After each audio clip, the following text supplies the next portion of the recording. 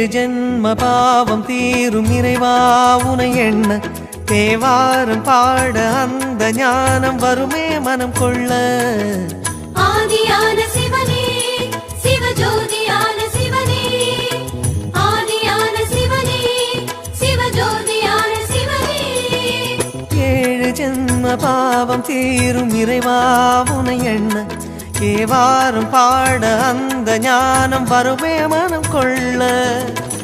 தாழும் நிலை வாராமல் காப்பவன் நீதானே, வாழும் வழி சொல்பவனே வள்ளல் பெருமானே, அண்ணாமலையானே அன்பின் பொருள் நீயே, அருணாச்சல சிவனே ஆற்றல் வடிவோனே, சக்தியின் கலையாய் பக்தியின் நிலையாய் தோன்றும் சுடரோனே, உண்ணாமுலையின்